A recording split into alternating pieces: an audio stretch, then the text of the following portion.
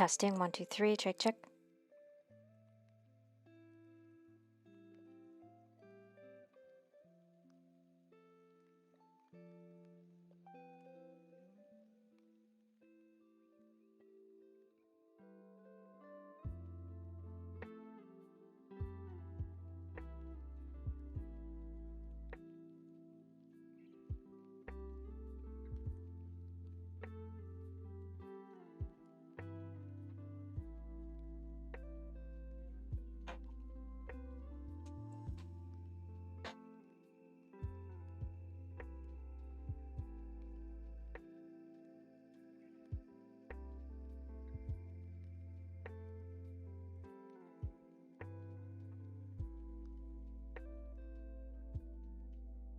Hello, it's been a while. Welcome back to the Ninja Robot Studio LLC stream, where I play video games and VR experiences and talk through them from a UX designer's perspective. Game development has a very heavy and direct influence on VR development, so it makes sense that we would study video games to learn how to make better immersive experiences. That's what we do here on the stream. I play through video games by genre. I started with the tabletop RPG genre, and then I went into platformers, and now we're doing training sims. And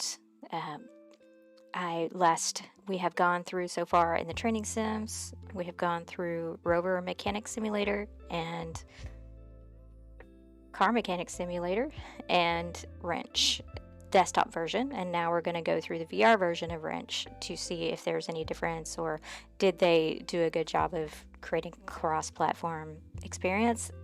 The assumption that I had from last week, or last time, it wasn't last week, was that they just made the same experience on both platforms and didn't optimize them for the other, one for the other. So there are going to be some shortcomings with both based on that assumption, because cross-platform design, taking advantage of all of the technology that you're designing for the platform is important for a great user experience. So you don't want to just lift and shift or design agnostically and then hope that it works. You want to customize for the platform to create the best experience. And I know that that is something that people don't want to hear because of cost and time and all that. But for the best experience, if you want the absolute best experience, that's what you need to do.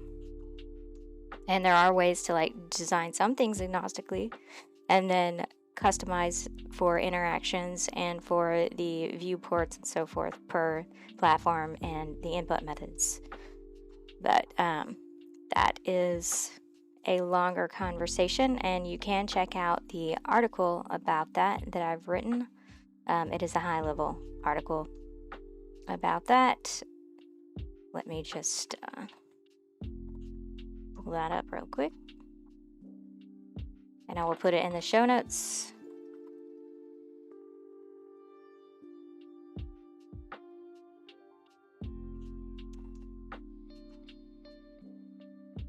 Designing across technologies and platforms.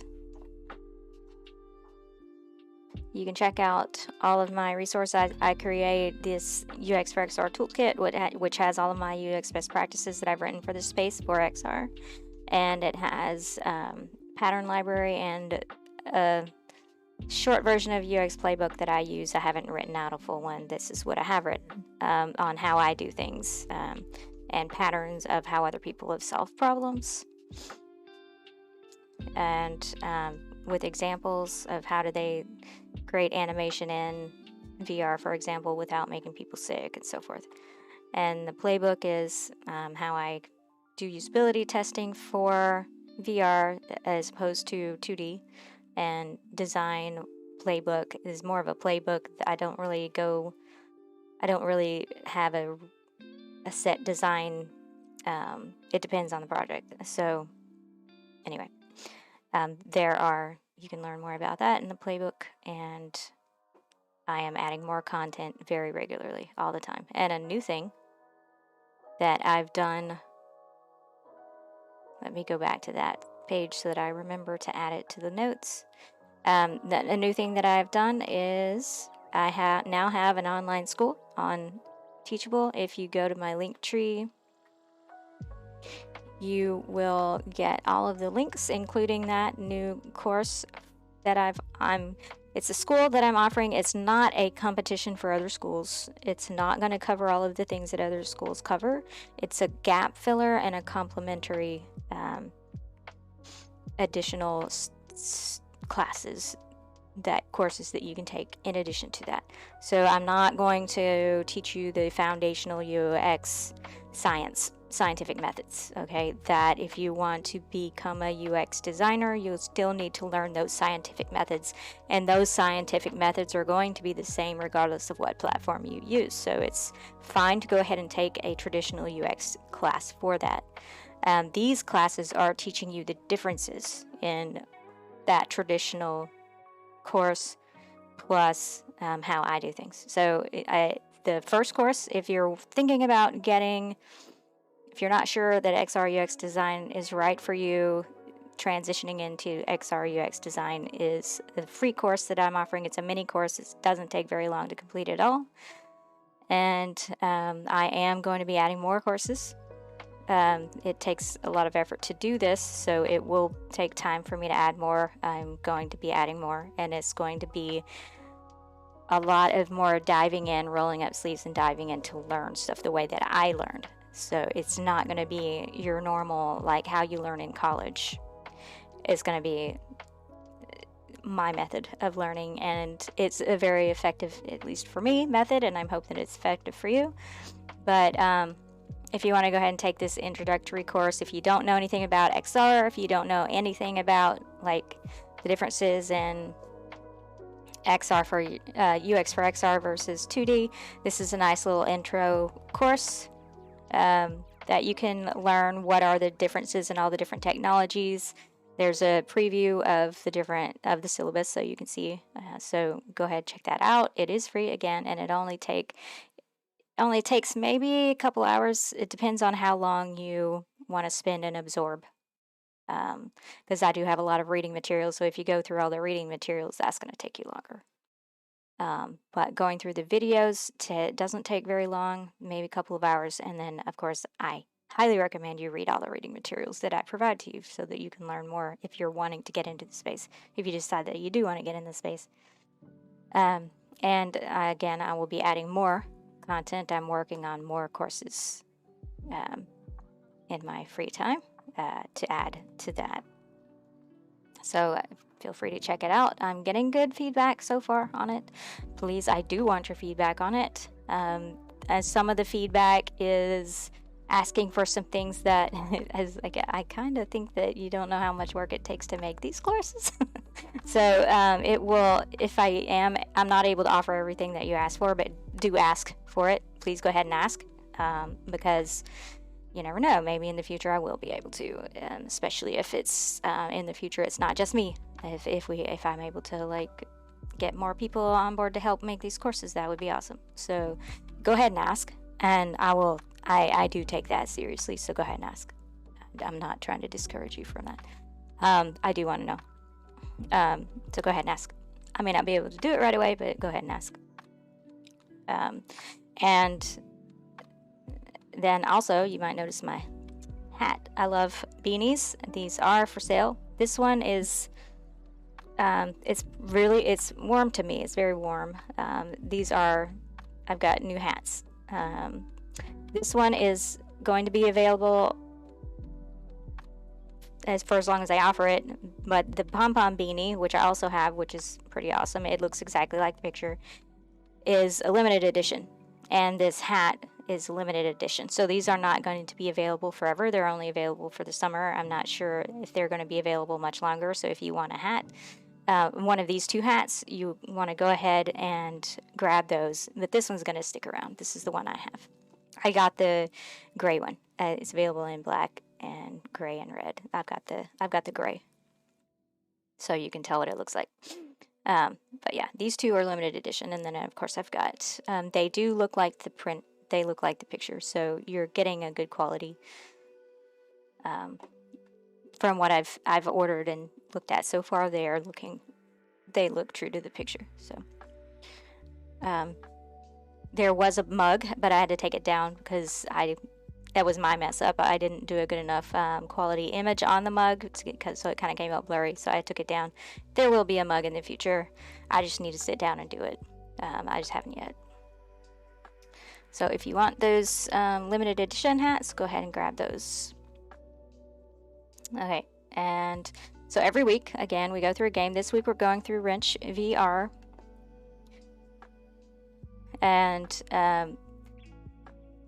before we go through each game, we talk about the gaming UX, the pillars of gaming UX.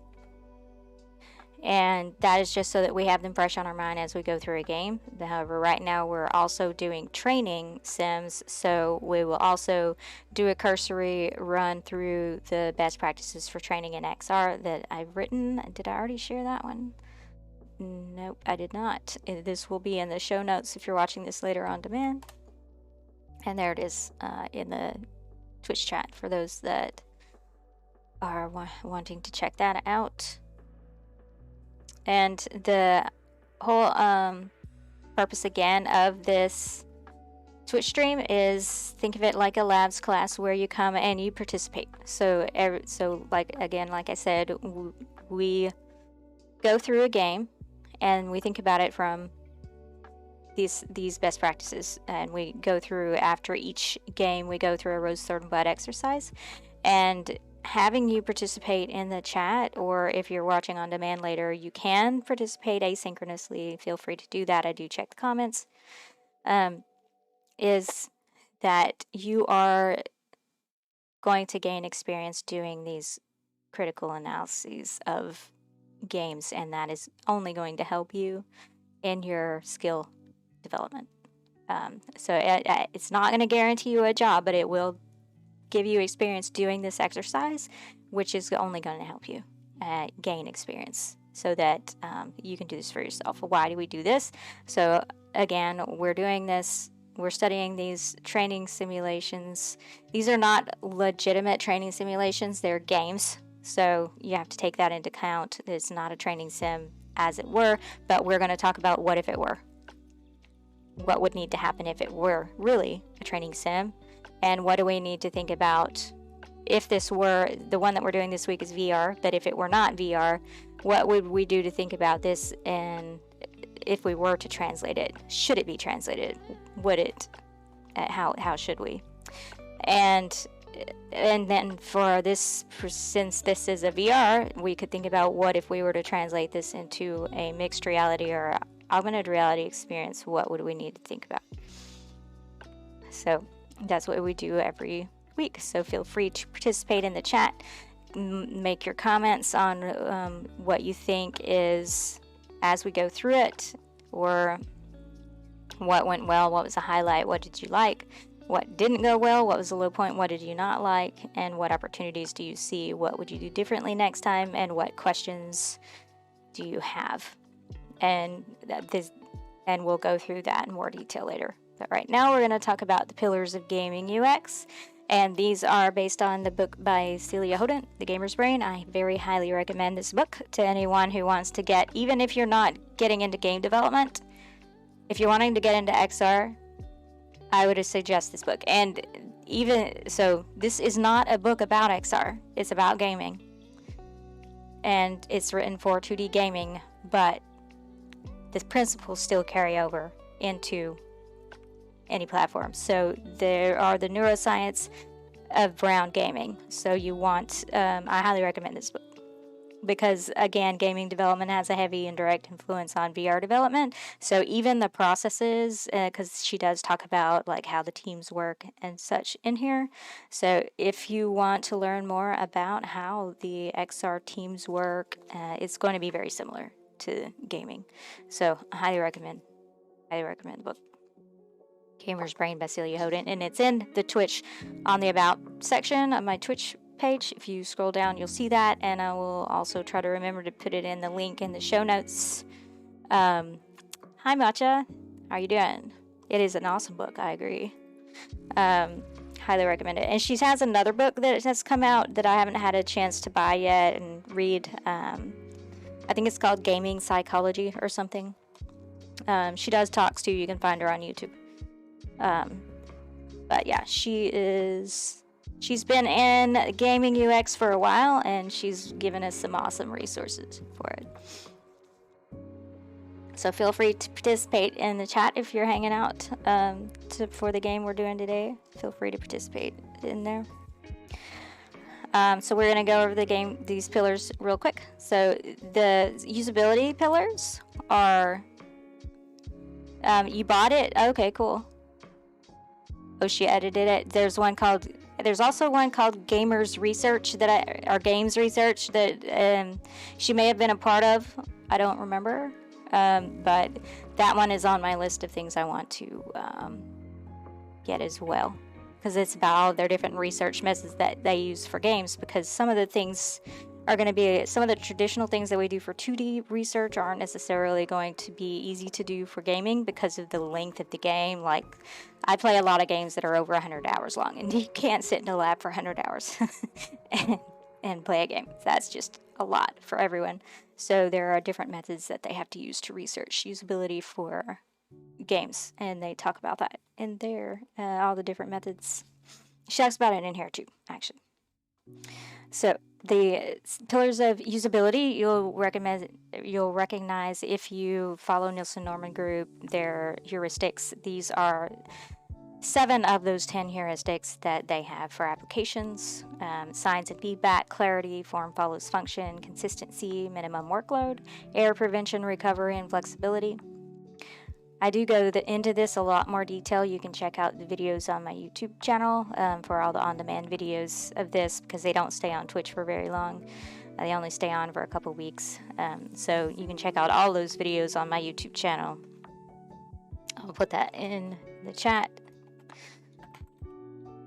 Yeah, hopefully that command works. Yes, it does.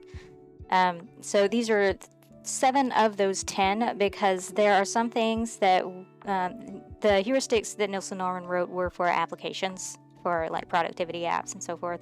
So not everything for a productivity app is going to follow over into a game. It doesn't translate, but there are some things that apply to games that don't apply to productivity apps and so forth. So she's changed it a little bit, and there are still 10 heuristics, but they are 7 of those usability, and then 3 around engageability of a game: motivation, emotion, and game flow. And the signs and feedback are all of those visual and audio cues that tell you what to do and whether or not you did it successfully.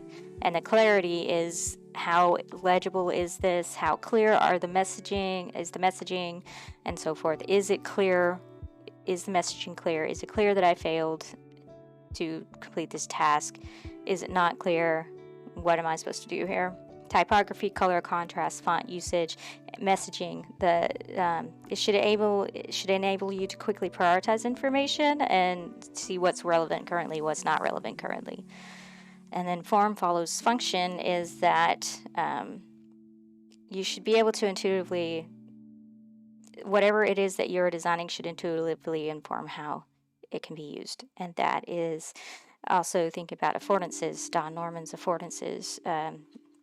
He talks about affordances in design of everyday things. I have it on my bookshelf. That's why I'm looking at it. He talks about affordances in there. A chair before it's sitting, a doorknob before it's turning. What you can do with it should be signified by looking at it. So that is form follows function. And then consistency is that all of your signs, your feedback, your controls, your interfaces, your navigation, your rules should all be consistent. And like video game conventions, mental models, gaming mental models, because like I said, we were going through genres, and there are certain mental models that you have per genre. Like tabletop RPGs have a certain mental model. They have certain expectations for how things work, and we want to stick with those unless we purposefully are mixing things up to change a mechanic for something. You have to think about it in light of that, but you do want to not break their mental models for the most part. But if you do, you want to be clear about it. And there needs to be a good reason for it. And you want to follow regional mental models as well, regional controls. And we should follow those similar consistencies in player expectations. That's what consistency is around. And then minimum workload is around the player's cognitive load and physical load. So cognitive load is how much information are we throwing at them at once, and physical load is how cumbersome is this thing to do. And we want to minimize that, unless of course it's part of the game mechanic. You don't want to minimize physical workload. If it's a workout, you do want to make sure that it's a safe workout, but it shouldn't be overly cumbersome to complete their tasks, unless of course it's the game mechanic. Hi, Mazilius, welcome. I just managed to find this stream. I attended your Circuit Stream XR intro course. I'm psyched to be here. Welcome. Oh, you took the one that I did on line, or the Circuit Stream one? You took the Circuit Stream one? Cool. Welcome.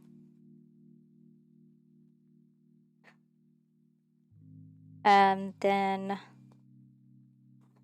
let's see. Error prevention and recovery is that we should be able to anticipate any kind of errors that could happen and then try to prevent them. And I'm not talking about game errors like, oh, I accidentally stepped in this AoE and died. That's not what we're talking about. We're talking about like accidentally leaving the game without saving, for example.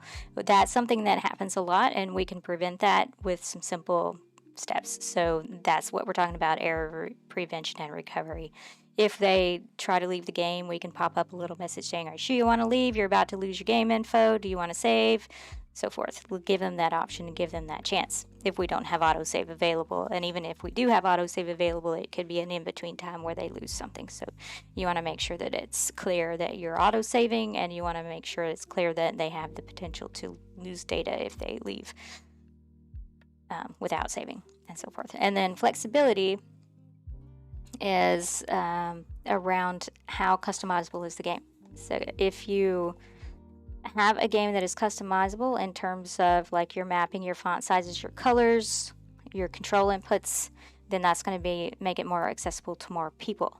For example, people with motor function impairments may not be able to play your game if the only way that they can play it is by a keyboard and mouse or by a standard gaming controller. They may need a Switch input or something else, and if we don't give the flexibility within our games to provide for those things, then we're gonna be losing out on some very avid gamers who want to play our games but can't because we're not enabling them to do so, because we're not flexible enough, for example. And that can also be around language. If you have people with second languages, if we want to be able to provide the game in their language so they can enjoy the game, and difficulty levels for people who you want to choose. Some people are do or die. Some people are just want to relax and play a game. And yes, there is a trade-off there. You want some games, you just want to be clear if that's your audience. This is a do or die game. You're not going to like this if you're a casual gamer, fine. But if it's like a game that you're wanting to be available like to a lot of people, then you're going to want that flexibility, because like audio, sounds, I'm very sensitive to audio, so I have to turn down sounds because they're too loud. Like the music, I don't know how loud it is to you, but it's very loud to me right now. And I feel like that I have to yell to speak over it, so I don't know if my mic is maxing out because I feel like I'm yelling because the music sounds so loud to me, whereas it's probably barely audible to anyone else. I'm not sure. You can let me know. I'm still figuring out this mic. My good mic is not has an audio driver issue I need to figure out.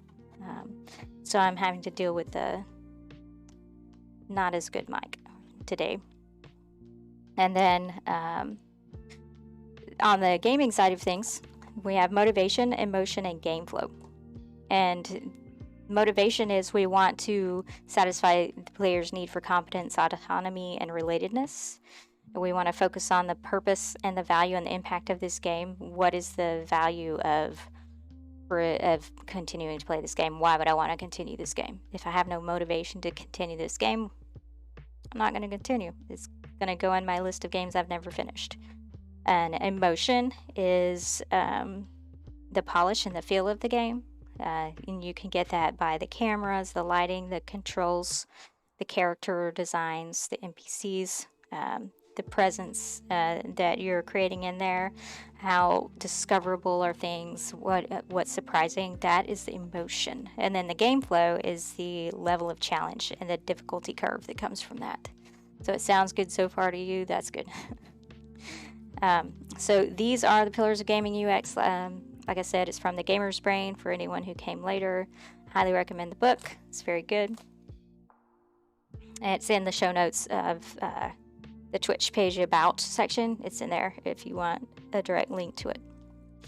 And since we are doing training sims today, we want to quickly go through UX best practices for training in XR. And for those of you coming in later, here's the link to that in the Twitch chat. And these are best practices that I wrote because all of the best practices on this website are best practices that I wrote based on my work and research in the space for an enterprise company. And I was in the, I was creating training sims for actual on-the-job training. So safety training with consequence is what I did. So these are based on my research, researching those people with my things that I've created. And thanks for following. Appreciate it. So they are high level. I will slowly start going into more detail on these in the future. I create content all the time, but this is a pretty high level of it. Yes, it is being recorded, and they are all available. So on Twitch, they only save like 2 weeks worth right now because of my level on Twitch. It'll get better in the future if my level increases, but you can watch all the videos on demand on YouTube, and I put that link in there for you. And so all of them are in there. I've got the playlist set up for you. I've got them by genre and stuff, so you can watch them all. So the first thing that we need to remember if we are creating anything, regardless of if it's training or not, is that we need to know the target audience. We are not the target audience. We are the creators. And so we are more heavily influenced by XR. We know it better once we get into the creation of it. You're welcome. Am I saying it right? Mazilius? Is that right? And so as such, we need to test everything and research the actual target audience that we're creating for. Okay, good. I'm saying it right. So we take for granted a lot of things that we think are easy because we've been playing XR, we've been playing VR. We get used to it, but we forget that when we first got into it, it was a little bit difficult to pick up. And yeah, I still want to say or handle it right. So because it becomes an identity after a while. So there's an awe factor that we need to remember. If you remember the first time you ever got into a VR, if you have gotten into VR yet, I highly recommend you do if you haven't. Find a friend or go to a store that has VR headsets that let you try them out and try one out. There is an awe factor that can really distract you. And so in addition to that awe factor, when they get into any kind of training simulation, they're expected to digest all the information that we're teaching them. So we need to remember that and design our experiences accordingly so that we don't overload them. Again, back to that minimum workload. Information overload is going to keep them from retaining what they're supposed to be learning. And then also don't forget the goal of the experience. So if you want to know this as soon as possible, mash up guns. Maz is okay for short. Cool. So is it so for your training sim, is it to assess competency? Is it to teach a new skill? Is it both? That's fine if it's both, but if it is both, you want to have those separated into modules. So like, here's your training module, here's you learning it, and here's a separate module here for you to actually test your competency. You don't want them to be together because that's too much at once, and it gives them a feeling that it's unfair if they get things wrong when they're supposed to still be learning. So keep them separate. So know your goal of that training sim and design accordingly. And then I've got a ton of, this is a very long article around guidance, instruction, and like, if you're a good one to study is Oculus First Steps. It's free on the Oculus platforms, all the Oculus platforms. And if you don't have it, you can also watch a video online on YouTube. Somebody has recorded it, walkthrough of it, so you can see how they do it, but you're not going to get the same, like, all the haptic feedback and sound and everything that's going on in there unless you actually try it for yourself. I highly recommend it. I study this thing like crazy. It is a great example of tutorial training. So we want to, again, there's that consistency that comes in, and designing our interfaces in a way that is clear. We want, I see a lot of training sims that just use, or any kind of experiences that just use symbols and they don't have labels. And that's fine if you're playing a puzzle game or something where people are trying to figure stuff out and discover, and that's the fun of it. But if you're training someone, or if you're doing a productivity solution, that's not a good, because symbols mean different things to different people, and it can be even within the same country. It's definitely different meanings across countries. So if you are creating these things, you need to always accompany a symbol with a label so that it's properly translated and the meaning is clear. And same thing with interactions. You want them to be simple. The person is supposed to be focusing on what they're learning in the game, not how to interact with the game. So make it easy. And then information architecture, you want to design your training sims to scale, especially if you're going to be adding modules in the future. You want it to be scalable, so then you have to think out your IA, information architecture, ahead of time, and then for potential scaling. And then also, every time you add a new module or change something, you want to go back and revisit the IA and make sure it's still clear, because it can get frustrating when you can't find what you need in any application. Definitely when you're focusing on trying to train them, they shouldn't be having a hard time finding what they're trying to learn. And also, whenever you're creating training or testing a situation, try not to require them to perform something that they would not do in real life, or that would endanger them or be counterintuitive. If they were doing that in real life, just to let them complete the VR version, you want it to be as real as possible for them. For example, one of the things that came up for me when I was doing equipment training on something I was evaluating, when marking deficiencies on equipment during safety training, don't design a scenario in such a way that makes the user break their own safety rules to complete the test. So if they're going up to heights to mark deficiencies, would they go up to heights if they knew that this thing wasn't safe from the ground level? They're not going to go up to heights to continue marking deficiencies. They're just going to stop, and they're going to say, this isn't good. And we don't want to count that against them if they didn't mark the deficiencies at heights because they stopped, which is what they're actually supposed to do, on the ground, and not go to heights. So we need to make sure that our sims aren't breaking the rules that we're trying to teach them. Important. So yeah, examples to try are First Steps, which I highly recommend. And if you have a chance to find a Lowe's with a VR section in it, go try it, because they train people how to use tools and increase their confidence in buying tools at Lowe's. So if you can find a location that has a VR section, go check it out. So today we're going to be playing Wrench. And this is a motorsports mechanics simulator. It's available on PC-based game platforms like Steam and Oculus. So you can use it with a Quest with a link cable, which is what I'm doing. And we are going to try to get through the training sim. We tried to get through the training sim last time with the desktop version, but it was so long that I ended up having to stop because I had another meeting that I had to go to, so we had to stop before I even finished.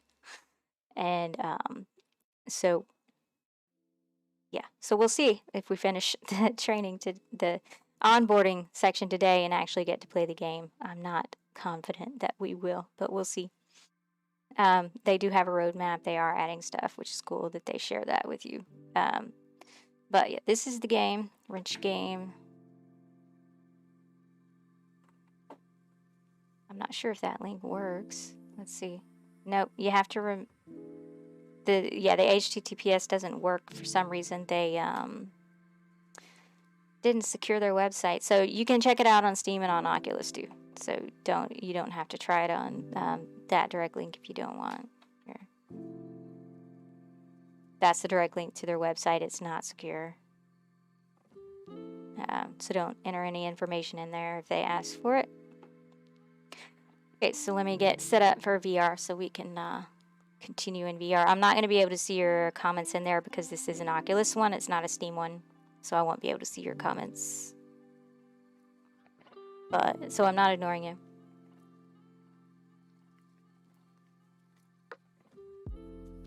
But go ahead and make them because I'll check them when I get out.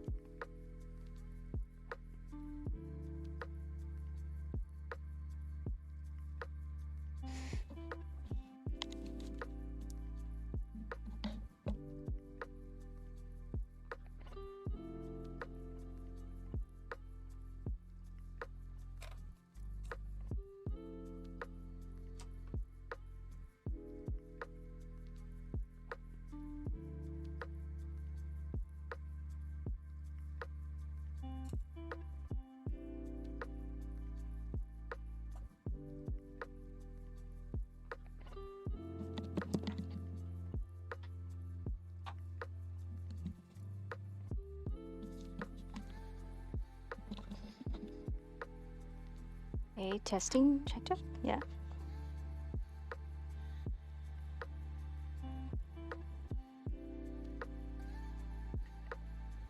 Okay. And you can see, let me make my camera smaller so you can see the game.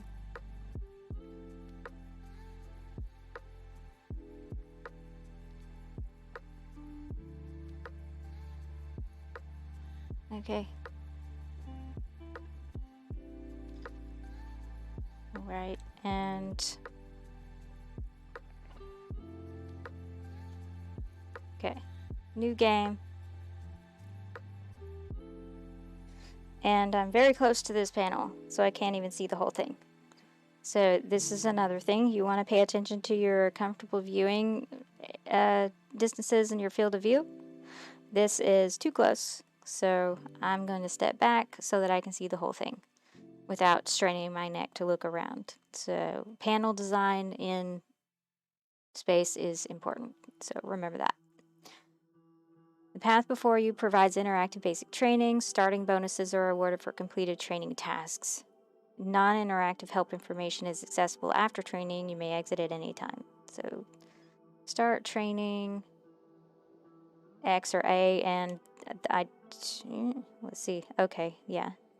I do have an X and A, but I have to look down through my nose hole to see it because I don't have those buttons memorized on my controller. So also remember that. You emulating hands is fine, but if you're teaching them controller, you want to remember that not everyone has their controllers memorized. So ghosting the controllers and showing the buttons is also a very useful thing. That's something they did with the First Steps sim. Is they ghost the controllers in the hands so that you can see them, because that's more important than a hand right now. Okay, so I'm supposed to be looking at stuff. I accidentally did it without realizing. Look at the movement destinations and it's verifying that I looked, but as you can see in the top, there's this info that is stuck to the HUD that I cannot read because it's too high up into the, it's directly up into the, and I'm having to strain my eyes to look up to see them. And it's actually uncomfortable for my eyes to do that. Plus, they are outside of my, I wear eyeglasses, and that is outside of my lens placement. So that is a reiteration of why you should not stick things to the HUD. Because people who wear, first of all, it was uncomfortable anyway, just because of the placement. But the fact that it's outside of my eyeglass lens area means that I can't read it. And even if I try to move my head to read it so that it's in my eyeglasses area, it's not gonna do it because it's stuck to the HUD. And so anytime I move my head, it moves. So that defeats the purpose. And it makes it impossible for people with bifocals, trifocals, progressives to be able to read that, or anyone with corrective lenses. So don't stick things to the HUD like they're doing here. Okay, move to destinations. How? Okay. Joystick? Wait, I accidentally rotated.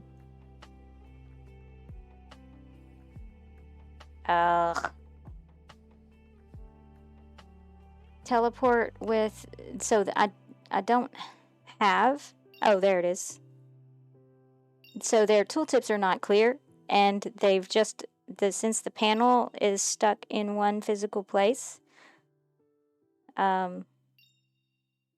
I have to come back here to reference it again if I need a new tooltip. So that's not a good design. And I can't even see it now. I have to come back, and I keep hitting the wrong thing. Because I accidentally rotate instead of teleport. So it's not a very good like interaction input design here, because it's too easy to accidentally do something else. And so I accidentally rotated instead of teleported. And so I would change that interaction altogether.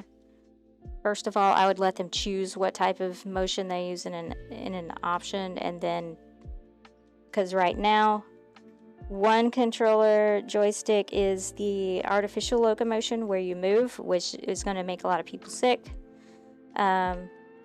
Especially if they accidentally keep doing that when they're trying to teleport. And then the right stick is teleport only by pulling backwards. And actually almost all of the other, and this is another reason you want to study other games to see how they are made, so that you're following mental models, is like you push the joystick forward to move the teleport Bezier, and you move the Bezier around with the joystick if you're wanting to change its direction, instead of having all of your motion options on the same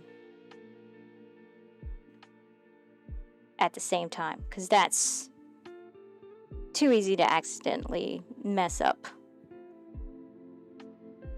And now I'm all turned around. So let's see, can I reset my view?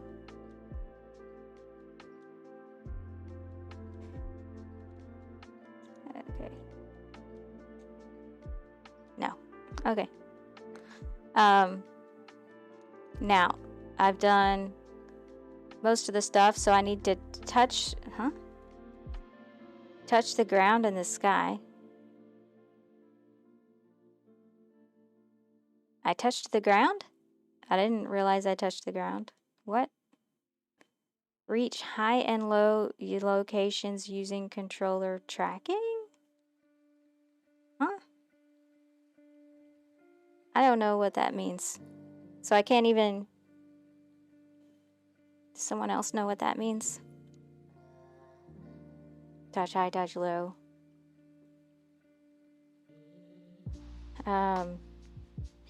Reach high and... What do you mean controller tracking? I don't understand. Okay. Alright. I guess that was it.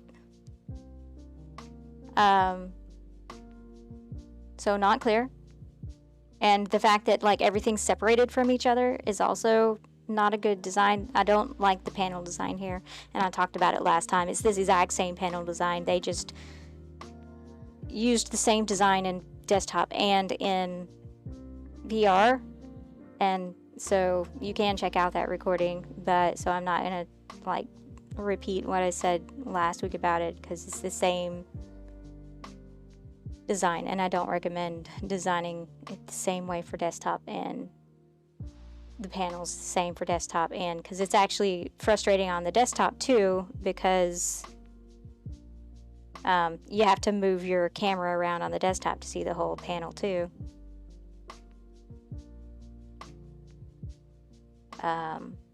Access the smartwatch.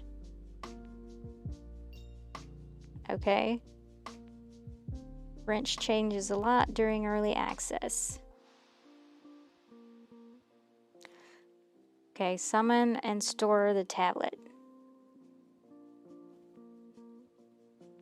Is this the tablet? Okay. The touch controls are too close together. Too easy to make accidental clicks here because they're too close together. So this is the tablet, I guess. Is this the tablet? Yes. And so now I have to dismiss it. Okay. And now I need to view, use, and dismiss notifications. But I have to do all 3 notifications. And this panel is, first of all, too close. Can I grab it, move it? No, I can't. It's too close to my face. Ah.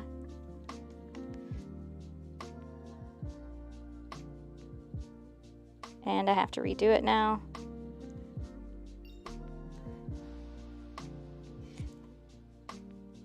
Wait. It's too close to my face, and the font is really small, so it's hard to read in this older headset.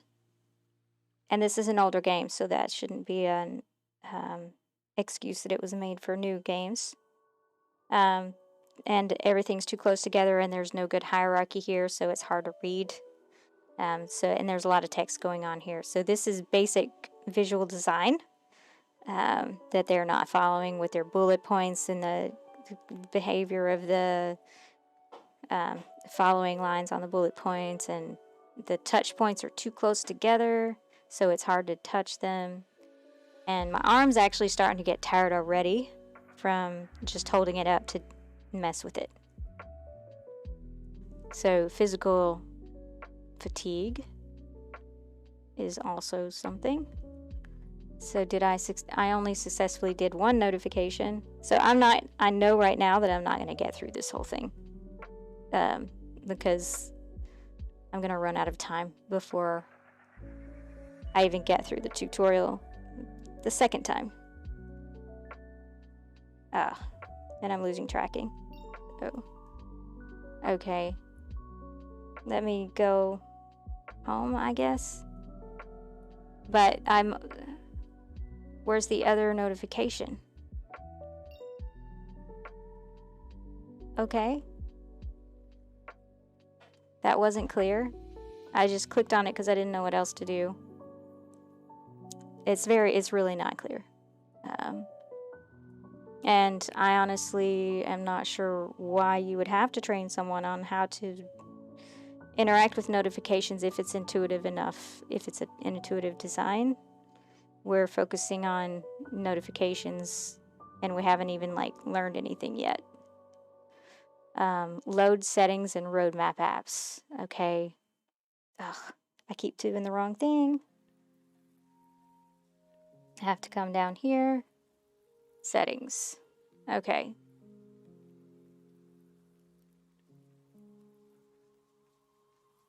So this VR1 too, it's like, why don't you just make it a clearer menu?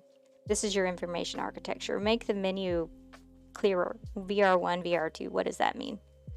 And again, my arm is raising up really high because, can I move this? I can move it, but it flipped when I grabbed it. It keeps flipping. So I can move it, but not. Okay, if I grab it there, it's fine.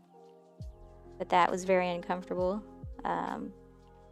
Rift Desk controller, so you can change your controllers and so forth. I don't.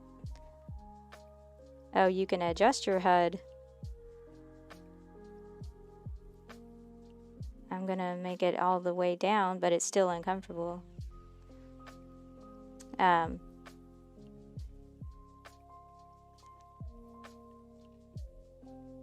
And like you can adjust all of your movement speed and stuff. Okay, fine. Roadmap. Now the roadmap design, these fonts are entirely too small. This is very blurry in here. So you want minimum font sizes for the lower end headsets. The lower resolution headsets need to be at least 21 to be legible without causing eye strain. This is very blurry, and I have to get really close, and it's still blurry, and it's uncomfortable. And the phase 1 unlimited update, phase 2 future is all too thin, so the lines are vibrating. So you want to have a medium weight to bold weight font and a larger font so that you're not causing eye strain for people in the lower resolution headsets. Now more and more higher resolution headsets are coming out, so in the future it won't be as big of a deal. But for now, since we do still have so many lower end headsets on the market, you want this to be a thing. And even you probably want to make it an option, or detect and adjust based on their headset would be ideal, so they don't have to make it an option. Easiest thing would just be design it for the lower end headsets. Okay, I did that. Return to the home screen. I thought I did that. Is this not the home screen?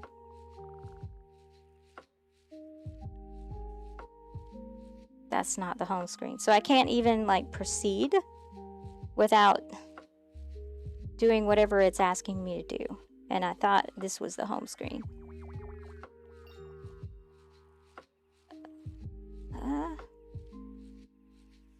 And yeah, so did I do it? Oh, did I do it? Continue to the next station. Oh, okay. Well, I know for a fact that we're not going to finish today.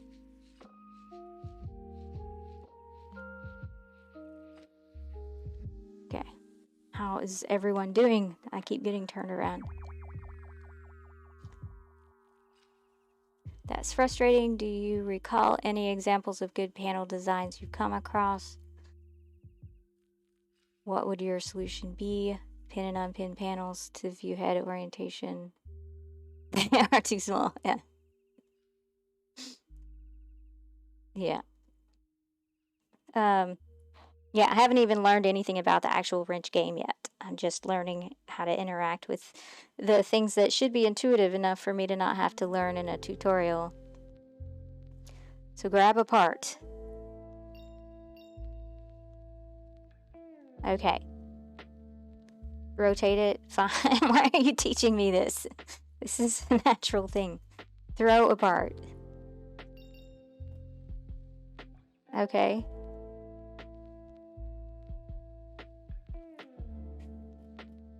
Yeah, and okay. And now it's stuck. How do I let go of it?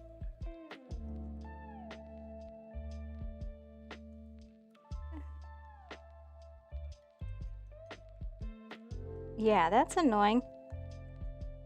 I don't know why I did that.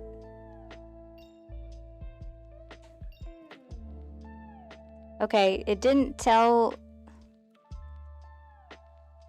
It doesn't tell you how to do that. Let's see, use trigger precisely to grab this. See, I would So how I would do this is I would do it like first steps did it.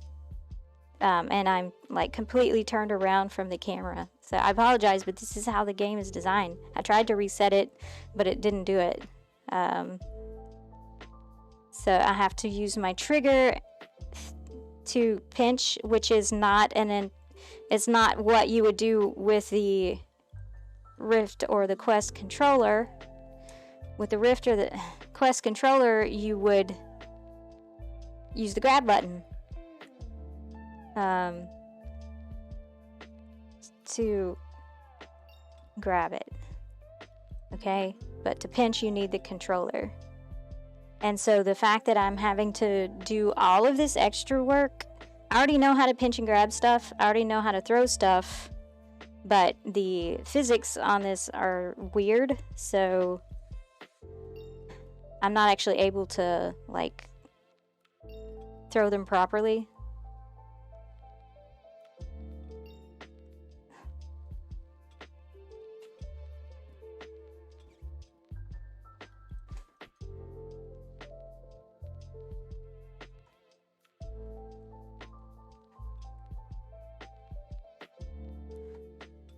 And it's not going to let me proceed until I do it, which there are too many times to practice. You want to let them practice, but not so many times that it just becomes redundant and annoying.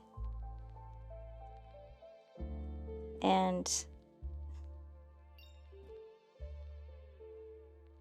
this becomes an even bigger problem later when it has you pocketing things, because it's the exact same tutorial as it is in the... And, yeah. So you're having to throw a bunch of stuff away, and it's really, really repetitive. And we can really quick see if... how do you skip this thing? I don't know how you skip it.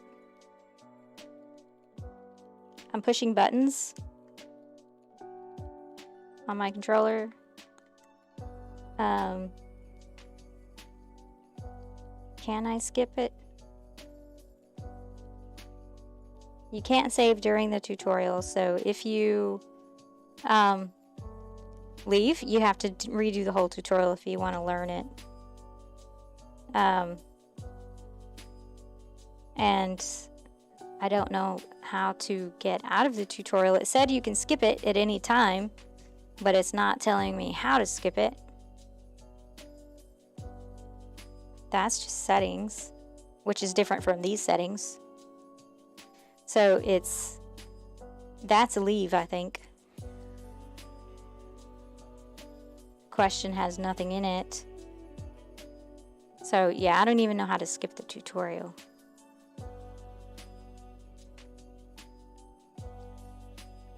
So yeah, not helpful. I can't skip it. So it's either continue, spend another 2 hours in here trying to finish this tutorial that is redundant, or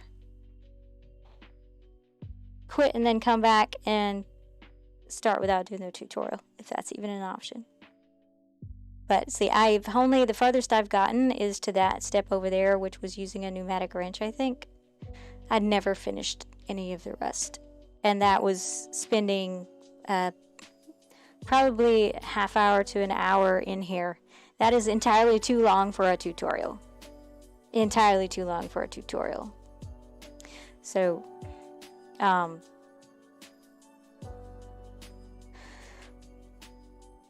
going to, let's see. We're going to see if I learned anything.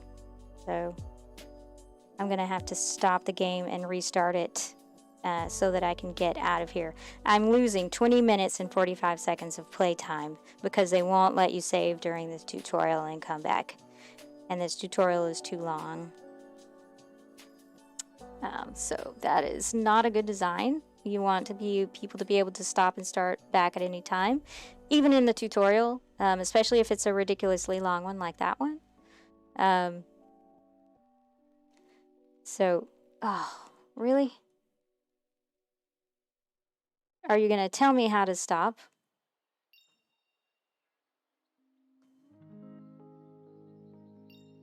Really? You're not even going to tell me? Can I, like, just leave? What if I just leave? Let me leave. Ugh.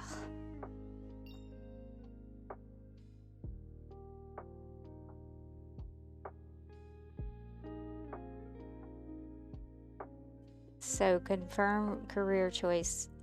The full wrench game experience recommended for new players. Start with basic jobs and tools. Gain XP to expand jobs, tools, and features. Earn money to purchase prep and race cars. Confirm career choice. I confirmed my career choice. Why do I have to do it twice?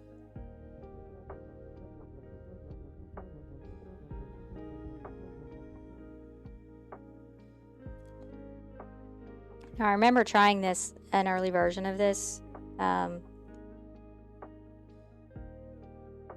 Okay, I'm trying to grab the tablet.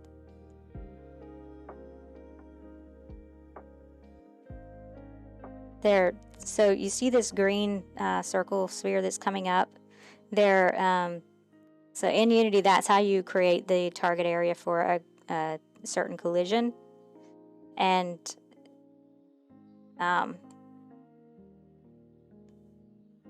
there's a whole, so this laser raycaster that's coming out is, they're competing with each other. You've got this raycaster, you've got this raycaster, and you've got your grab spheres, whatever these are called, and they're not working the way they should. So I can't, why can't I just grab it naturally? Now I can.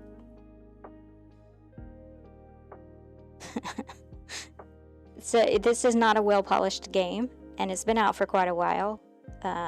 It's not well-polished. There shouldn't be... It seems clunky having lasers sticking out of your hands all the time. They should be contextual.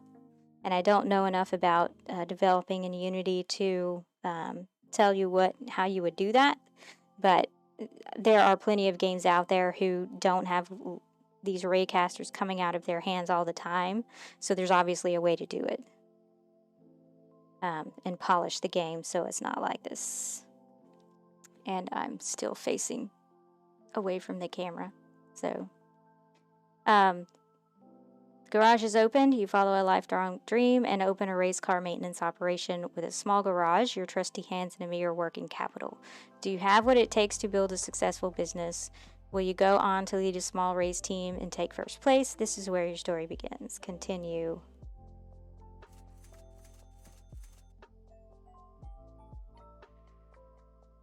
So I have basic garage and an initial investment of $10,400. And I didn't finish training, so I only got maybe 400. That's probably why. If I'd finished the training, I guess I would have more money. Basic apps. Garage, catalog, job board, service manual, starting jobs. These fonts are too small and thin. Starting eye strain. So I've got a bunch of new apps. Okay. Your initial responsibility in Wrench is to maintain and repair customer cars. But before you get started, you'll need to set up your garage and buy some tools. Okay.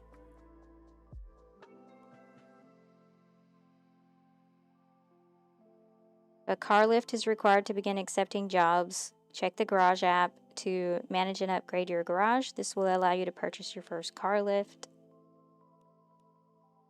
You will also need basic tools and supplies. Check the catalog app to see what's for sale. As you gain experience, additional catalog items will become available. To accept your first customer job, check the job board as you progress, additional types of activities. So this is the stuff that should have been taught in the training instead of grabbing something 10 times or 20 times or whatever.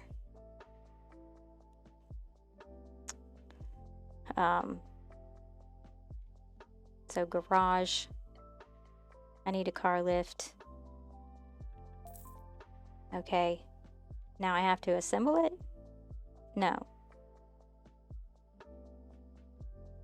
I do, right? Adjust the lift height by grabbing the lift handles. Tasks requiring access under the car are handled by raising the lift. Grab the lift supports to move the lift while there is no car on it. Set up your garage to handle tasks efficiently.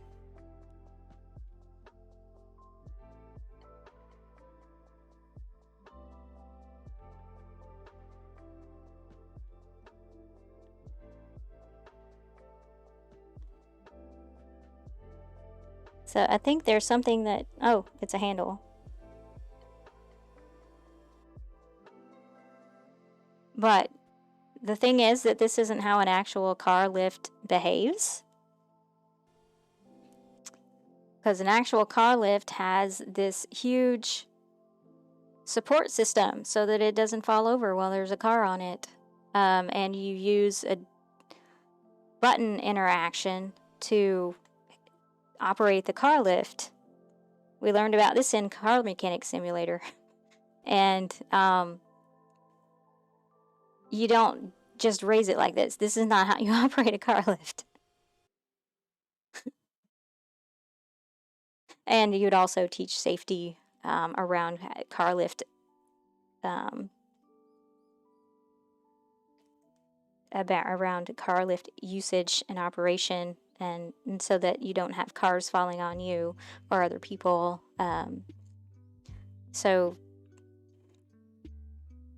yeah. So what am I supposed to be doing here? I'm not sure what I'm supposed to be doing, but I guess I have to check the app to see what I'm supposed to be doing. Because it said all that stuff, but now it's, so to view and accept job requests using the job board app. But I need to build out my garage, right? Job requests change after each job or event. As you earn experience, additional job types will become available. Accepting a job requires an open lift in your garage. Currently, you can only have one job active at a time. Okay, so I've got new jobs. And do I have tools? So those are locked. I can't do them. So all I can do is... Do I even have tools to do this?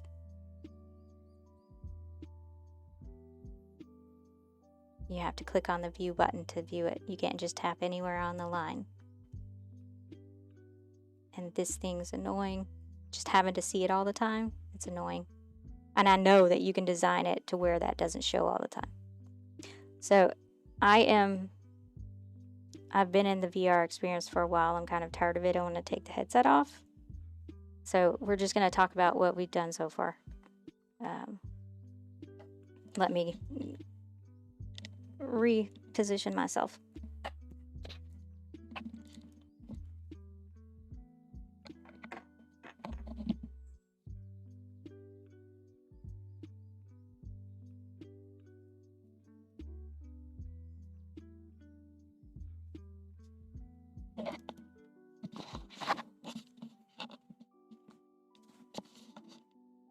Is anyone still with me? It's a great example of to showcase what not to do. Yeah, it is.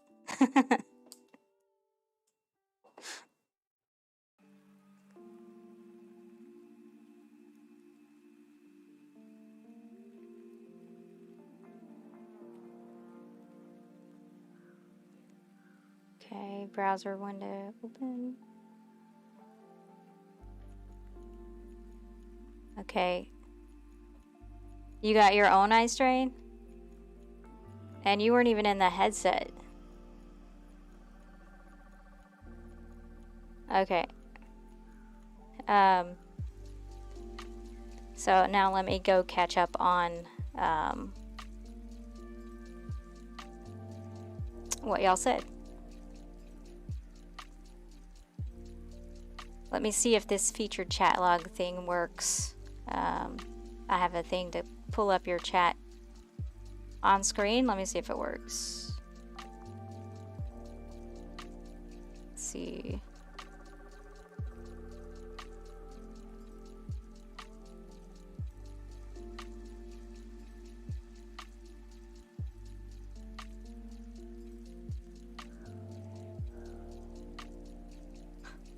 So what was it that was frustrating? Do you remember? I think that we were dealing with the panel and the... So we're going to go through a rose, thorn, bud exercise now. And what that does is we want to always think about what's good, what is good, what did we like about it. Because because we can get caught up in all of the things that are wrong with an app or an experience that we forget what is good about it, and then sometimes we'll inadvertently get rid of what's good while we're getting rid of what's bad, and we don't want to do that. So we want to always keep in mind, so what is good, what did we learn from this that we should keep doing, and then buds are how can we improve it, what are next steps, what are things we need to follow up on, and we want to keep these things separate. And you can watch previous videos of how I've done this. I've used this in synthesis in the past to see how I create new outputs from it. I think that was for tabletop art. It was either tabletop RPGs or platformers. I think it was platformers. So if you watch the platformers one, you can see that. And so we want to keep them short. I like to use Post-its because that ensures that it's short and concise. It's not a dissertation. That way later I can come back and synthesize this information into whatever, a report, a visual, whatever it is, whatever deliverable, an article, because it's all short and concise to the point, and we're visually connecting things so we can make these context, we can see the context without having to write a whole report, because it's much harder to grab info from something that's already written than it is to just grab it from Post-its and make it into a lot of different things. So for what was frustrating, you think it was a comment about having to guess about the controls and the mystery icons. Yeah. And let's see where I'm trying to find my place again. So do you recall any examples of good panel design you've come across? Lots. So I can't play the game because of motion sickness, but Lone Echo VR has a tablet panel that you can pull up, and it behaves like a tablet. And it's smooth and polished example of a panel that you can carry around and access when you need it and put it away when you need to. And there are tons of other examples out there. Let's see, one of my favorite games that has panels.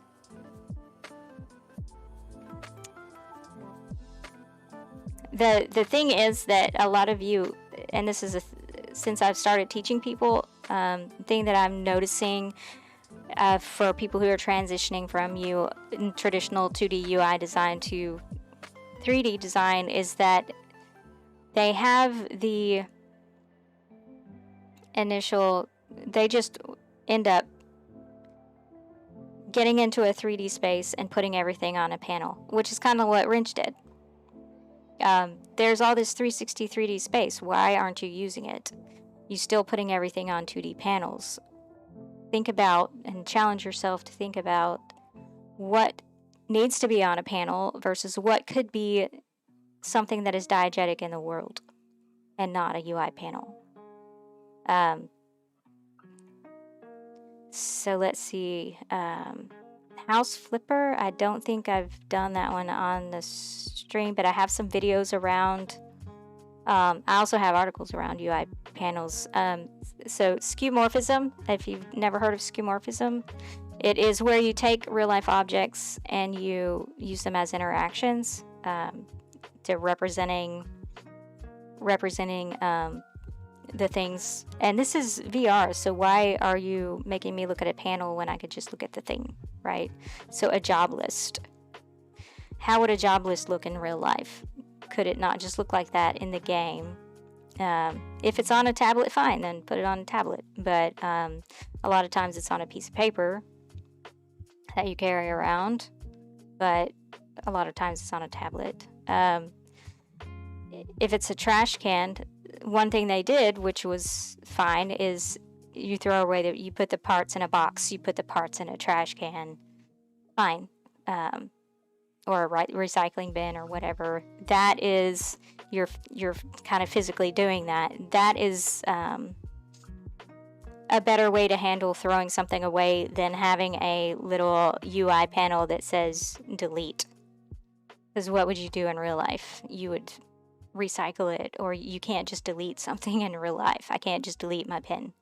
So think about, it's like you're getting yourself out of that 2D mindset and thinking about what can be physical in world, what has to go on a UI, what doesn't have to go on a UI. And I would have that UI panel follow around, and there are training sims that I have designed where you have the panel follow you around in space instead of you having to go back and look at it and refer to it. And the actual graphic design, visual design of the panel was such that everything was out of context, so I had to look up at the list and then look down at how to do it. I would say show, don't tell. So, and First Steps is a good example of that. That didn't even have to be on a UI panel. That should have been a step-by-step thing that I go through without having to read and decipher what the UI is telling me. Just show me. And First Steps does a great job of that. And that's why I highly recommend First Steps. Is that it's showing you, it's not just telling you and then making you figure it out.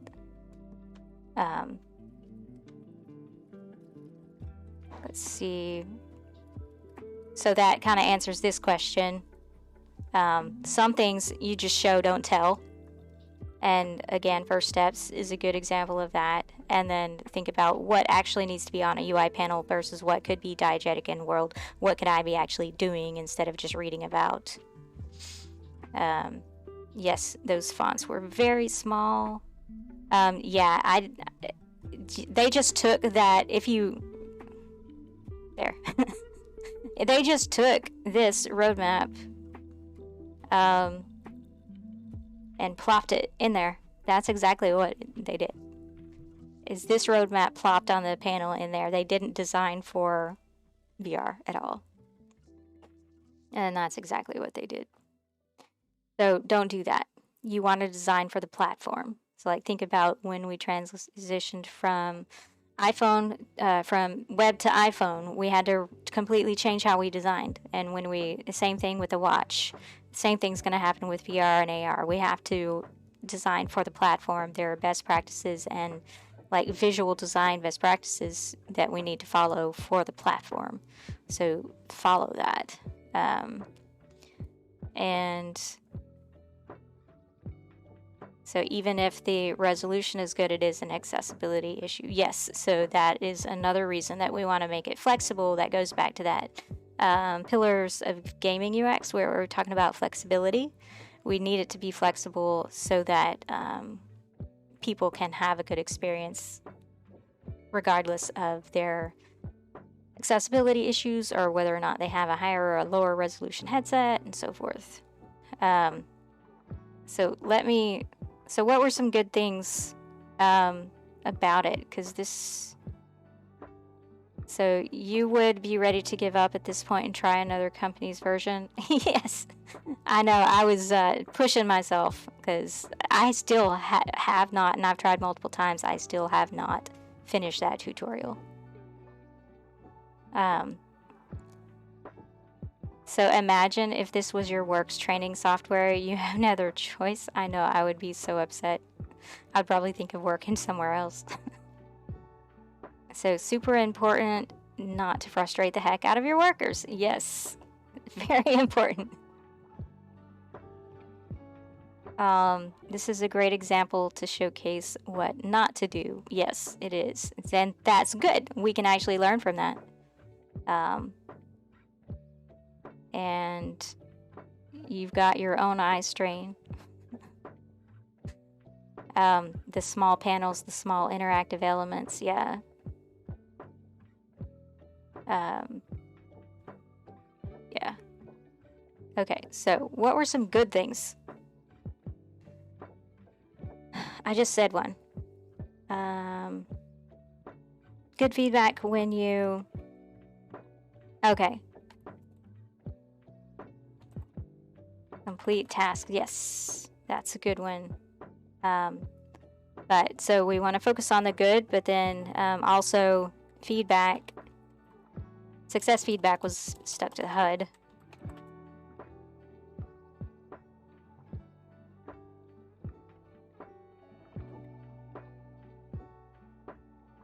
Okay.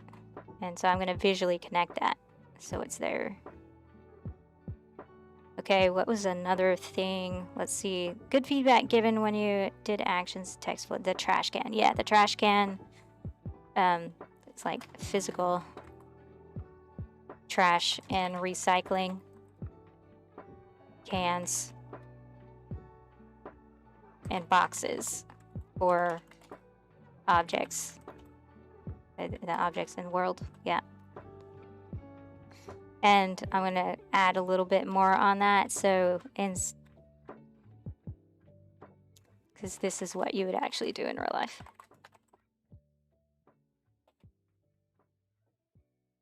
Yeah. Let's see. It's hard to remember all the good things.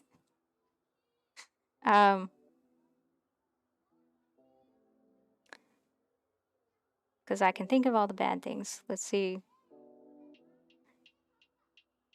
We didn't really have a chance to do anything with the actual game.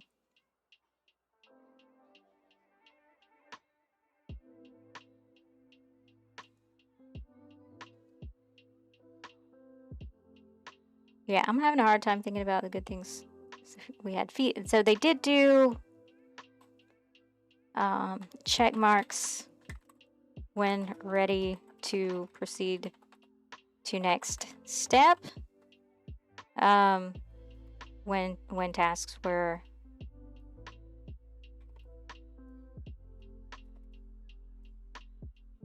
that's a good thing. Repetitive tutorial tasks. It can be good to a point, and then there's a point when it's too much. So it's both. So we'll say ability to practice tasks to get the hang of it instead of just rushing through. So that's a good thing.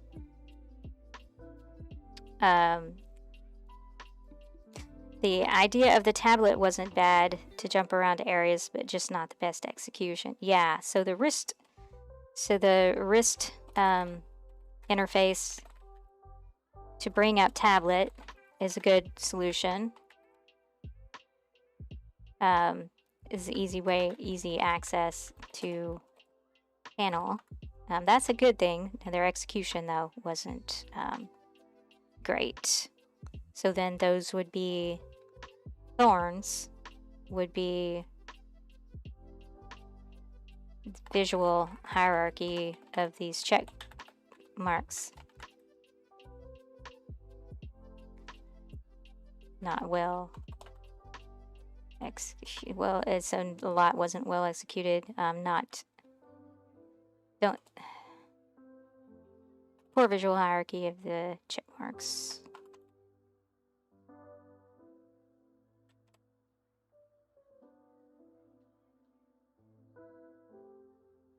And then you had to finish all repetitive tasks before you can. So I need to put this in present tense.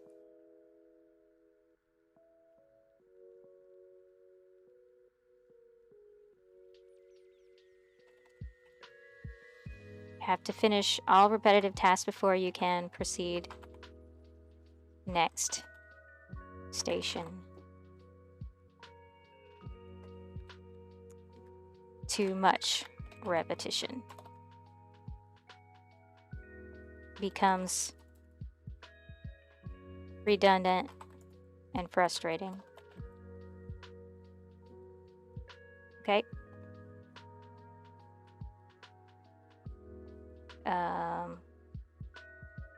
Those kind of go together.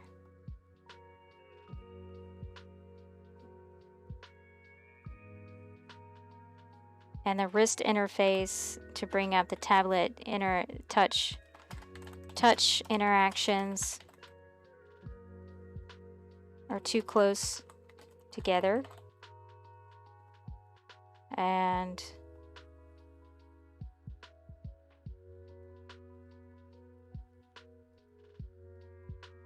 let's see what else. I wish you had a mic on here. I haven't figured that out yet, but a variety of interaction indicators like the ray casting, but need to be contextual, not all at once. Yeah. The it wasn't polished. The ray casting always present, not in context. Yeah. And you actually don't even have to have those raycasters visible, unless, I would say, keep it visible for the distance stuff, but not for like the touch interactions and stuff. That's not necessary. Let's see. You noticed the floor marker when teleporting. That was a good detail. Floor markers when teleporting. Are you talking about the circle at the end of the teleportation bezier, or the actual directing arrows on the floor? I guess the directing arrows on the floor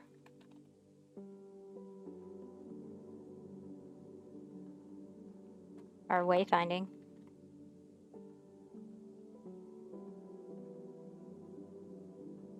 Those are a good thing. Interaction indicator things.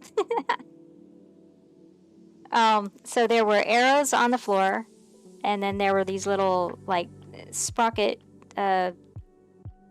cog things like this on the floor where each station was, and then at the on the teleportation, it's called a teleportation bezier, where you see that blue line with the circle on the end of it where you target where you're going. That's the teleportation bezier.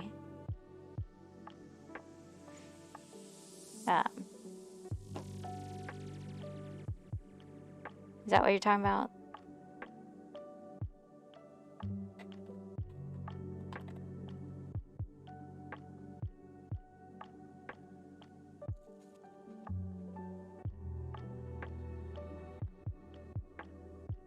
Yeah? Okay. Yeah. But those arrows are useful too. Okay. However, the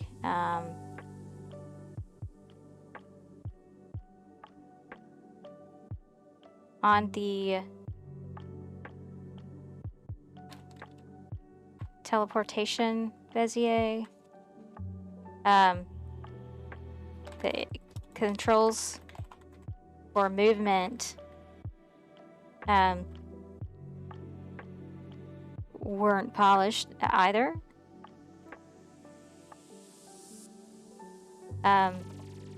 Because whenever I would, there's a lot of accidental movement when I wasn't intending to, like rotating versus teleporting.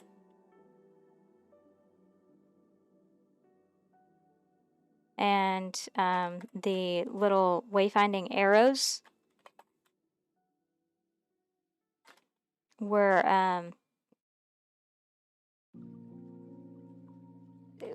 kind of interfering with the teleportation bezier.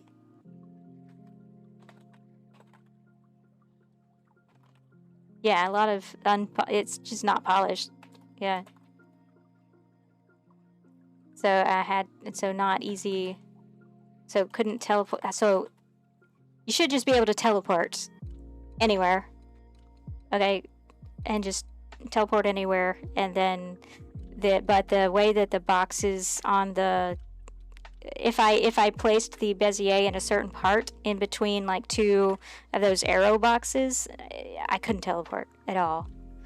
It's not something that you would have been able to notice by just watching, but like the Bezier target would disappear in between two lines. So I'd have to like redo it and move.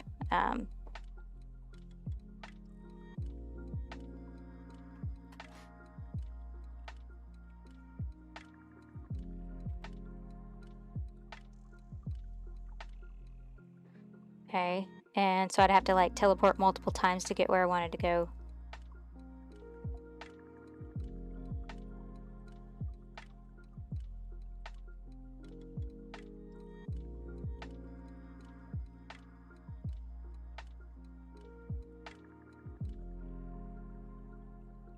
And then,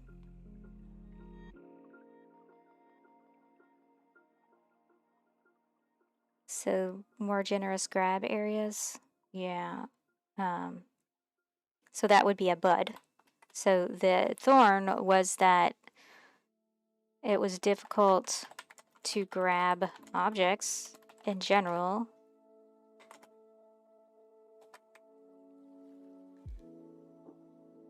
Even if the sphere was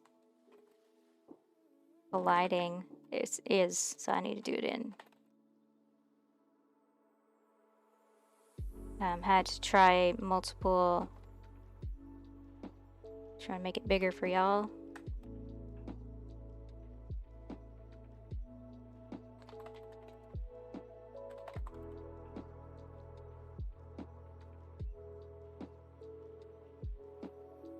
Uncomfortable angles.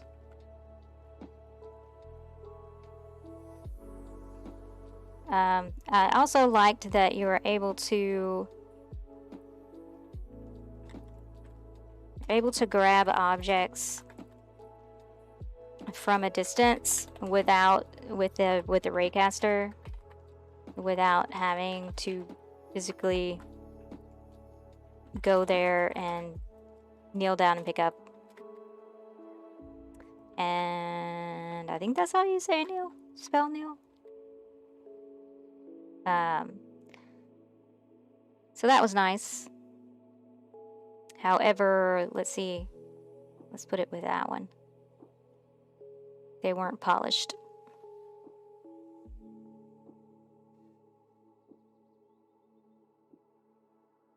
Okay.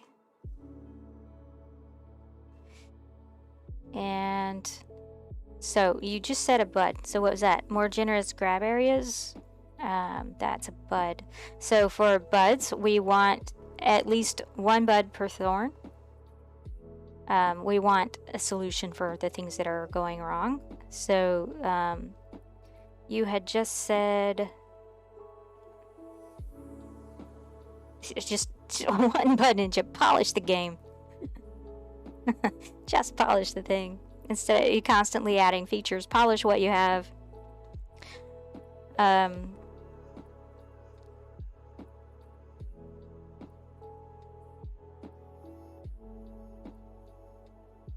Yeah, I guess it is more generous grab areas. Yeah, and yeah, that is a general bud is just prioritize polishing this game. And it's possible that the actual game is fine. I thought I haven't got to it because I never got through the tutorial. The tutorial is not polished.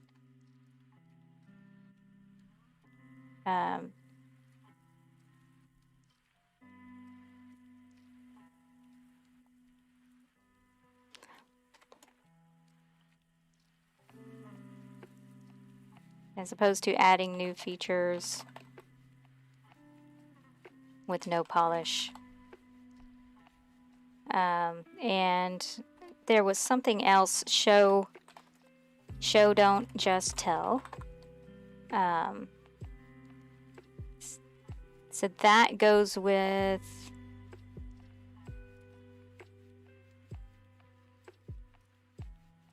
so I don't think we put this on here.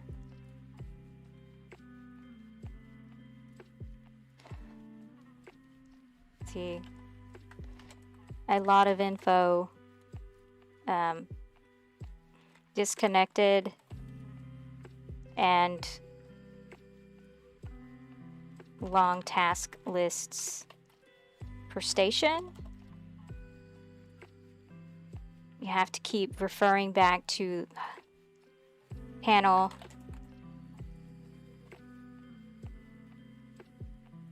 to know what to do and how.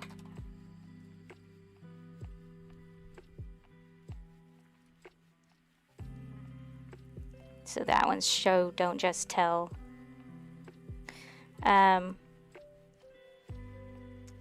Chunking the information might be another bud. Chunking the information, what do you mean? Like not showing? Yeah. And show, don't just tell. And remove some of the overly repetitive tasks and give the freedom to move on or stay in practice. Don't require the repetitiveness.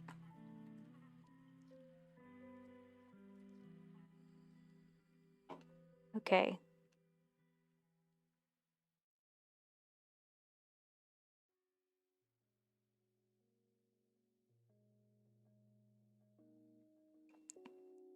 That could be related to hierarchy too, since there's just a lot to digest for the user.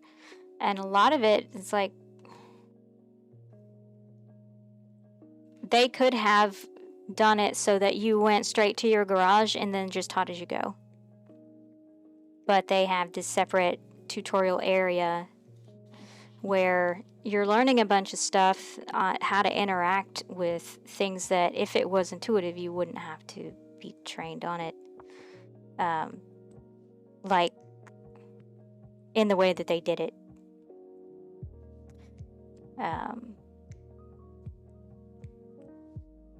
Let's see, so larger interactive elements to reduce need for very fine motor control, like the small buttons and the close X's.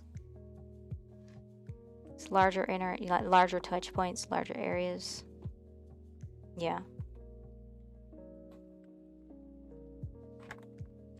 Larger target areas for touch interactions. Yeah, there is, like, Oculus recommends a minimum of 60 by 60 pixels. And pixels, so in VR, there aren't pixels. There are, whenever you're designing for VR, it's millimeters, it's not pixels. So that's something that designers have to learn, is how to translate pixels to millimeters. Because like Unity and Unreal, they use the metric system.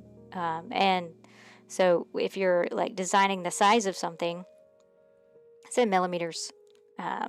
But depending on the resolution of your headset, the translation of millimeters to pixels is different. So like for the original Quest, to me it seems like it's a 1-to-1 pixel millimeter, because that's how it is with the original HoloLens. But with like higher resolution headsets, it might be 2-to-1, 2 pixels per millimeter, because it's a higher resolution headset. So you have to play with it and figure it out. But that's something that I've been playing with recently and so that's easy for you, not easy for us from America. And I think we're the only people in the world who use inches and feet and all that. I think we did it on purpose. For like military security reasons. I think, if I remember my history. And then ray casting not polished. So yeah, and And that actually like goes with this too. Prioritize polishing the game as opposed to just continually adding new features. There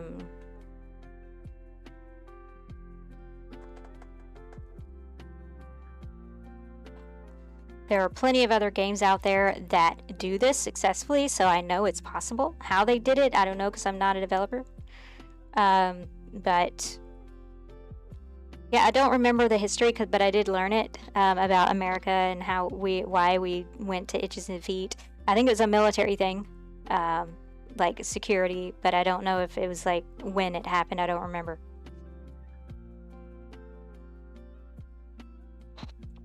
World War One, World War Two. I don't remember when it happened, but it was specifically for that. I think, unless I'm just making that up. I'll have to check it later. But I think we're the only people in the world that use that, right?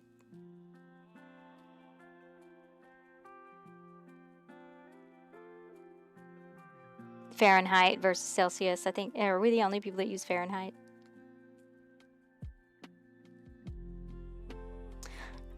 Okay, so polishing the ray casting. There are study how other games have successfully done this. So this would be a next step. Study how other games have successfully done this. Learn from other games. That's what we're doing. You're gonna use that story even if it's not true? Okay, sure. Alright.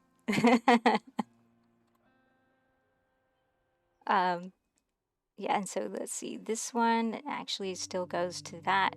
Prioritize polishing. I'm gonna switch these around so we don't have crossing lines.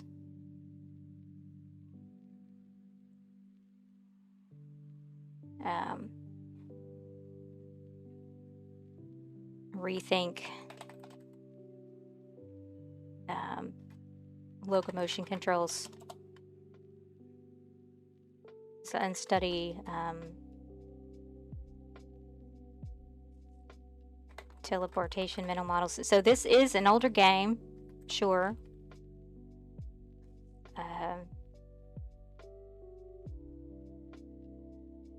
So teleportation hadn't yet, so they were still like exploring different ways of interacting with things.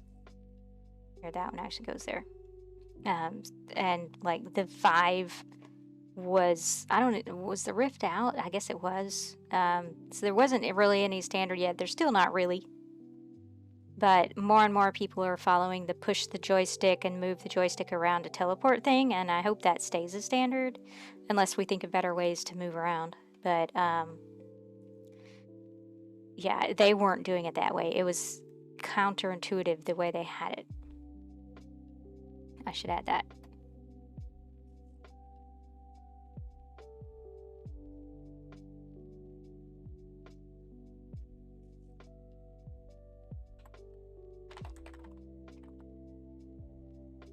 Teleportation interaction, counterintuitive. Pull back on joystick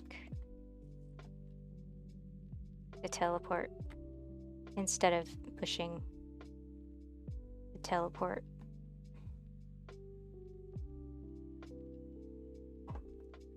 And now we need at least one more bud. They won't fact check your history knowledge. We need to start doing more fact checking. It's like, don't get crazy about it, but it's like, they're so gullible.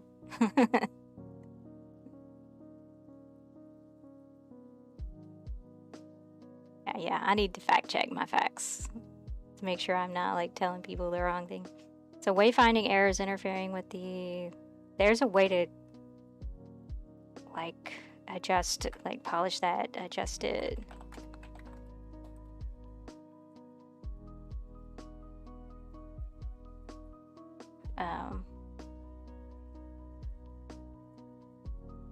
polish the scene and adjust. Feels like they have collision boundaries in place or something.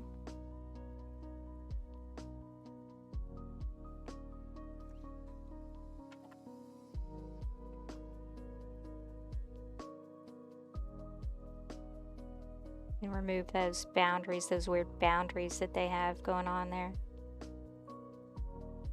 So we have at least one per Thorn, so it's already an XR experience, and there's a ton to learn from it. So I have, there's a pattern that I've grabbed from BOGO. They're not the only one that does it, but they're one of the good ones to look at.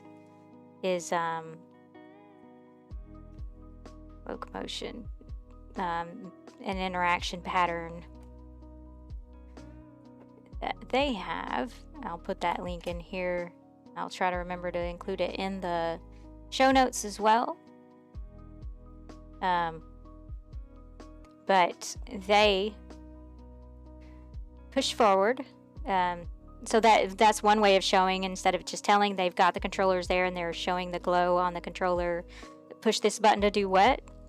And but if you pay attention, so there's a lot of things going on here. They've got that, so you can indicate where you can and can't teleport. So it turned orange where you couldn't go, and you're pushing forward on the joystick, and you're moving around that target bezier by moving the joystick and your hand, so both. And so that is a one that a lot of people are picking up as a pattern. BOGO's free on the Quest if you have the Quest. I don't think it's available anywhere else, but the patterns here, I've written out the pattern so you can see how they've designed it. And yeah, that's a good teleportation design.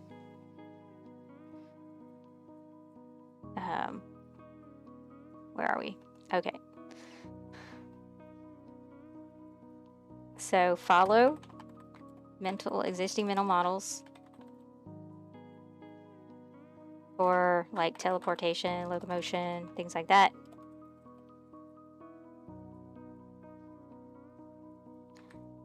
Grabs and stuff. And it's like take advantage of the technology and show how instead of just telling. And you want to get out of 2D UI thinking and think in 360 space.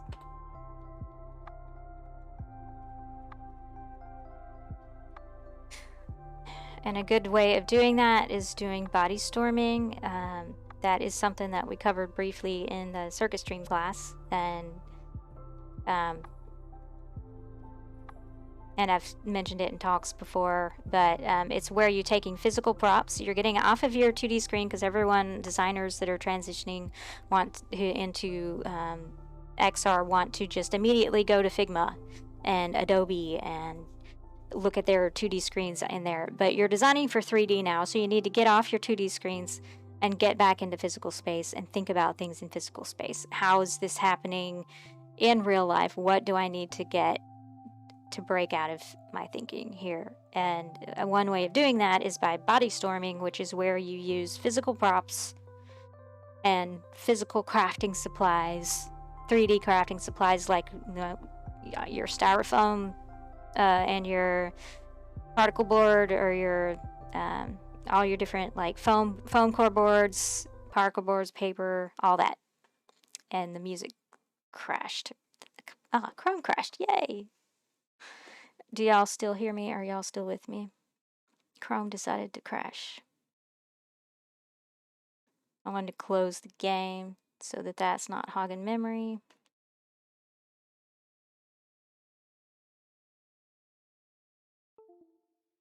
You're still here? Okay. I'm gonna have to restart Chrome because it likes to crash. Chrome has been very frustrating lately. Just keeps crashing. Yeah. So you can hear me. It's just Chrome. So hopefully by doing this, it won't crash OBS too. We will see. Chrome likes to break everything.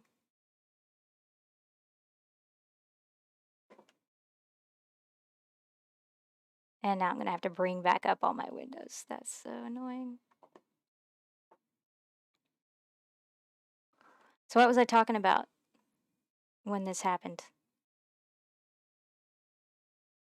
So it's working now. That's working, but I still need to bring back sound.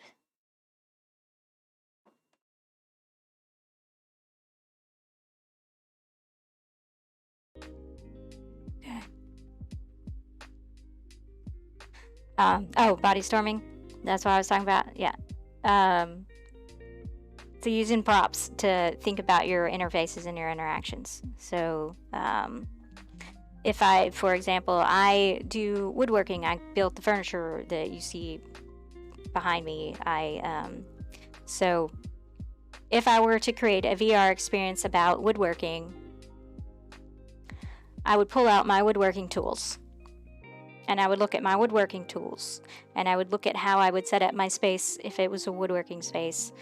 How would I set that up? What would I do with it? It wouldn't just be on a UI. There would be some things on a UI, but not like if I'm actually doing work on woodworking, I would use those tools. I'd bring them out and say, okay, here's my planer for making the wood smooth. Okay, how am I gonna like lay out my area and my interactions? There are some things that you could do that are really cool in virtual space that you can't do in real world, like for example wood storage. It takes up so much space that I don't have very much wood because there's no room for it. But in virtual space you don't have to have room for it. There was a really cool VR game called Super Chem Labs that teaches high schoolers chemistry, lets you practice chemistry in I think it's called Super Chem. I'll put it in the thing. I'll try to put it in the thing. Super Chem Labs. It's old. I don't know if it's still available. And I spelled it wrong, but it's Super Chem Labs. So like when you're pulling out beakers or I got worried for a second because the music stopped again. It's fine. Or when you're pulling out a beaker, it just keeps the... Did the stream end or did I accidentally do that? Okay, no. That was an accident. I'm not ending the game. So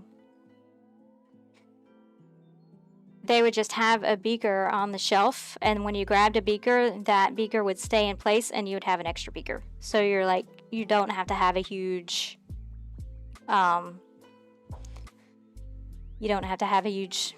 physical space of supplies taken up because you're in virtual space now, so you can take advantage of that. So be creative about what you can do with it. So there are some things that you have to get out of your thinking, your current way of thinking, to say, well, how can I utilize this new awesome technology to make this better and more interesting, more fun? Yeah. Oh, did you find it, Super Chem Labs? Yeah, it's cool. That one's pretty inspiring. It's an old one too. They did a good job. There were, of course, some issues with it, but it's old, so they're still learning. Because you kept having to look up at the panel to see what you were gonna do next, because there was one panel on a TV screen, so that could have been done differently. But other than that, it's pretty cool. I got to try it a while ago. So get out of your 2D thinking and think in 360 space. And then let's see. And I also talked about a lot of this last session, but if we were going to do this for So since it's already in VR, if we were going to do it for mixed reality, you would have to think about, and so that then you're just teaching them in context on out in the field.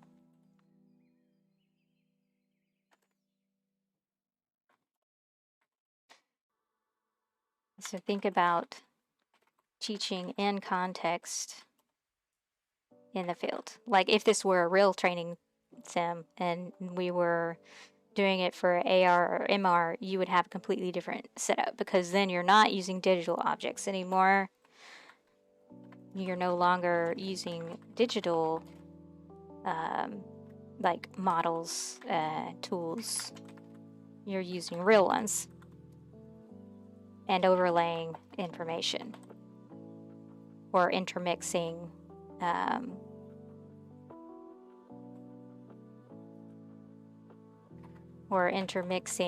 digital and real objects. And there are some cool ways to do that, cool things that we can get inspiration from other games, and that Super Chem ones is one of them. Like you could ghost objects in digitally to say this is where I need to put it physically. And so you can do some cool things and think about that. But you also need to think about, so locomotion is going to be real, is going to be physical.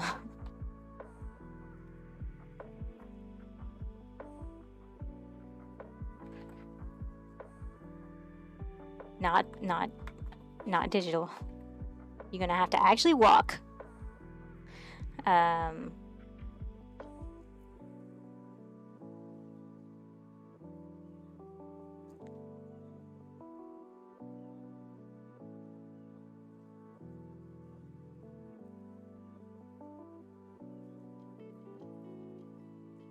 And so now you're going to have, you could still have information panels and stuff, but they're going to need to follow you.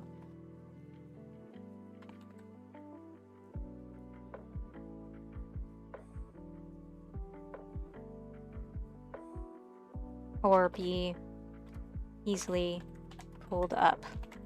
And that could be like it is on the watch, but you'd have to do a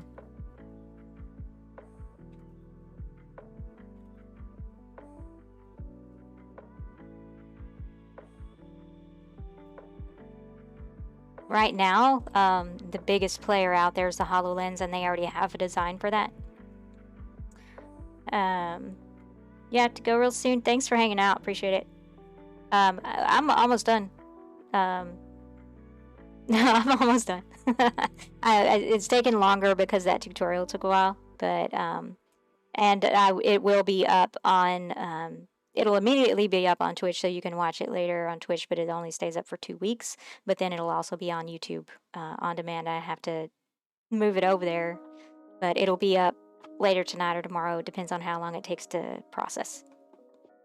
But we're almost done. So is there any other questions that y'all had, or what? So, and you can read a lot of the documentation on the HoloLens to learn how to design for the HoloLens, and then Magic Leap also has documentation on their specifically how to design for theirs. So I don't have a lot of best practices on AR and MR because I don't have any of those headsets because they're so expensive right now.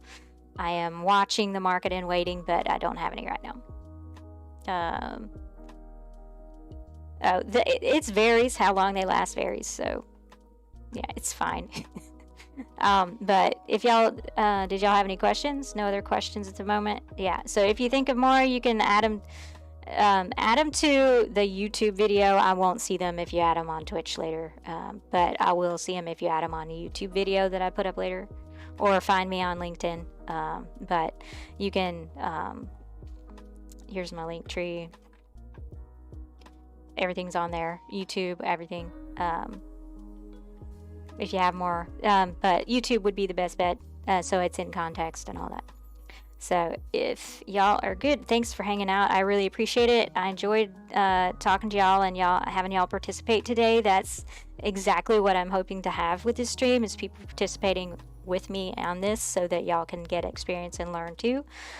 So yeah, yay, thank you. I appreciate it. And y'all have a good rest of y'all's week, and I'm planning to be back next week with the game that I keep talking about, telling you to check out, First Steps.